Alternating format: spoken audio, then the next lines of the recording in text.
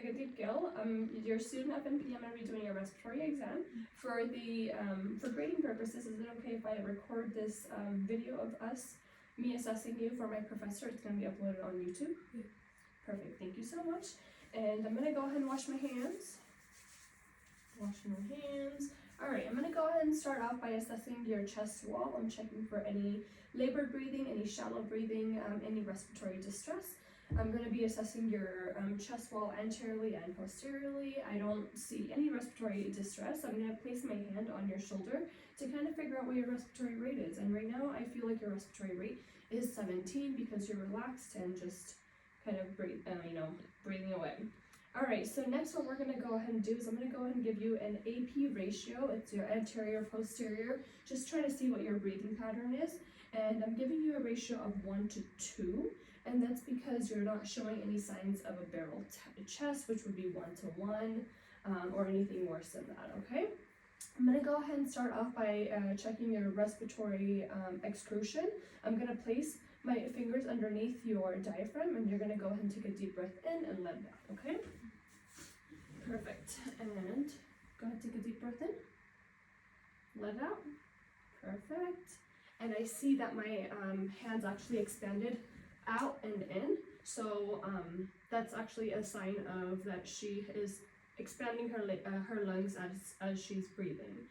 So I'm basically seeing any, normally I would be doing this assessment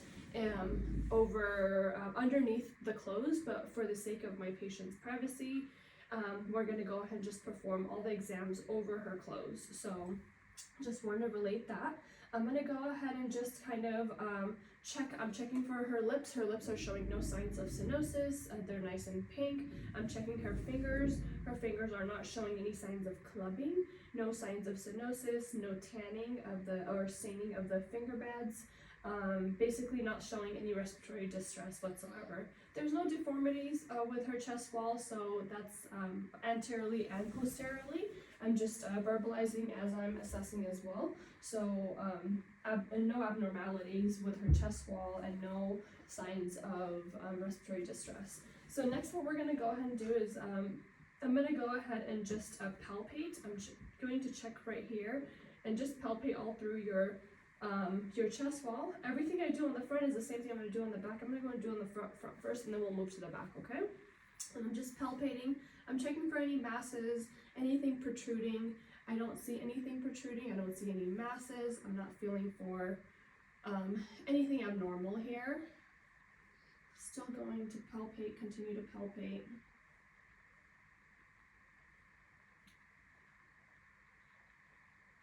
Next, I'm going to go ahead and palpate for your costal concordial vibration. So all you have to do is just sit here. I'm just going in between your intercostal sternal spaces, and I'm just palpating, seeing if there's anything abnormal, if you're showing any signs of tenderness.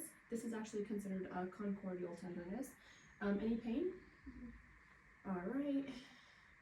There's no pain, there's no masses, there's no tenderness reported by the patient, and I'm just doing it anteriorly only. This exam is done anteriorly only. Next, I'm going to go ahead and have you say the word 99, and this is checking for any tactile firmitis. And I'm going to put the external side of my hands all over your body. So you're going to go ahead and say 99, 99, 99, 99, 99. Perfect.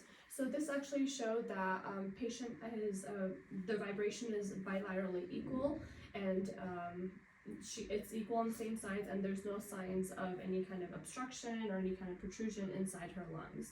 So that's very clear. Next, I'm going to go ahead and just start off by percussing. I'm percussing all on her lung areas that we need to. I hear resonance, and I don't hear any dullness. Perfect. So this is actually considered a good thing. Next, what we're going to do is we're going to go ahead and check for your basically diaphragmatic excursion. So what you're going to do is you're going to go ahead and just sit here. Once again, I'm going to have you take a deep breath in. You're going to hold it. Let it out. Perfect. So this is checks for your diaphragmatic excursion, my hands expanded outside and went in. That means that all of her lungs are expanding as they need to while we're performing this test, okay? Alright, next we're going to go ahead and just auscultate. Normally, again, I would auscultate using my diaphragm underneath your sweater, but for the sake of this video, we're going to go ahead and just do it over your sweater, okay? Every time my diaphragm touches your chest, please take a deep breath in and out.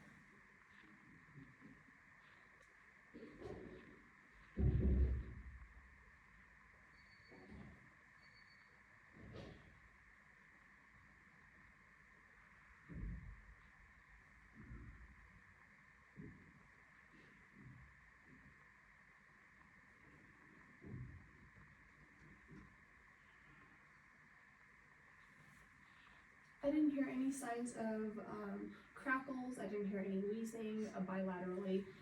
Anteriorly, her lung sounds are clear to auscultate on all front sides, okay? So next what we're going to go ahead and do is I'm going to go ahead and have you, actually I'm going to go ahead to perform the E test. I can perform it on the front side as well as the back. So go ahead and you're going to say the word E every time my diaphragm touches your E. E, E, E, E, E. Perfect. So normally I would do this test just posteriorly, but for the sake of the video, I'm doing it on both sides since I already have you facing this way. I heard just the letter E and nothing else, and that just shows that there's no consolidation, there's no buildup of fluid in your lungs. Your lungs are clear. I would have heard the letter A if it was otherwise. Okay, so next what we're going to do is you're going to go and turn around for me. You're gonna face this way. Yeah. Alright, so everything that I did to the front, we're gonna do to the back now. And I'm gonna go ahead, basically, I'm assessing for your chest wall in the back. I don't see any deformities, I don't see anything protruding. I'm gonna go ahead and now perform a couple of tests. I'm gonna go ahead and palpate. Again, I'm just palpating, seeing if there's any masses, feeling for any masses. I don't feel any masses. No pain, no tenderness.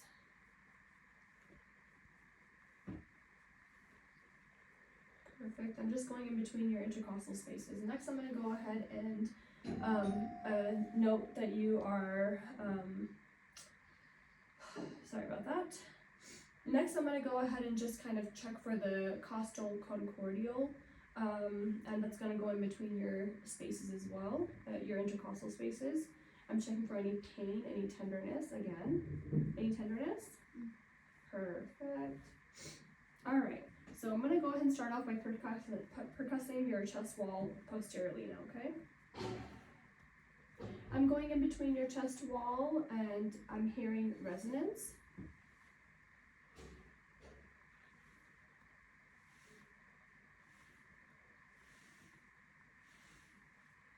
Alright, and the next step I'm going to do is I'm going to go ahead and try to measure where I hear resonance and where I hear the dull part, and that's going to be your diaphragmatic measurement. So let me just go ahead and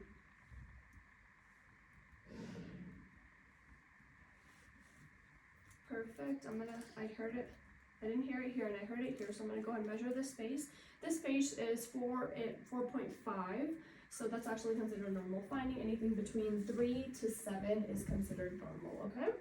So that covers that. Next what we're gonna go do is I'm gonna go ahead and auscultate all of your quadrants, your lung quadrants. Every time my diaphragm touches your chest wall, please take a deep breath in and out.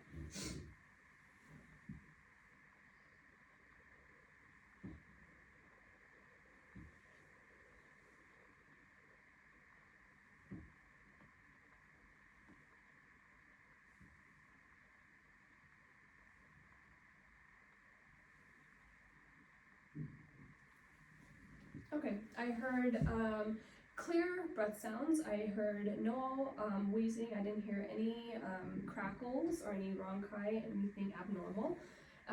Next, I'm going to go and check your diaphragmatic extrusion in the back. Same thing, I'm going to take my 2 hands, make a wing, and you're going to go ahead and take a deep breath in for me.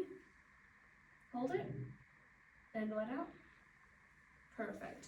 So my hands were expanding and coming in together, which is what they're supposed to do, in a sense of to check the patient's diaphragmatic excursion, okay? And last step we're gonna do is the same thing we did to the front. I'm gonna go ahead and do check your tactile for minus in the back. So you're gonna go ahead and say the letter 99. 99. 99. Or number. 99. 99. 99. Alright, this showed that you had vibration bilaterally, it was equal, there is no signs of any consolidation, and your lungs are strong bilaterally, okay? The last step we're going to do is we're going to go ahead and do the egophony test, which is the letters E. You're just going to say the letters E. I'm going to go ahead and listen to see if I hear E or A. E. E. E. E. E. E. E. E. Perfect. This completes actually our exam for the respiratory, and I only heard the letter E, I didn't hear the letter A, so that means that there is no signs of consolidation, no pleural effusion, you have no buildup of any kind of fluid in your lungs, so you have clear lungs. No, you're not showing any signs of pneumonia. Do you have any questions for me? Perfect, you can go and turn around, and thank you so much for your time.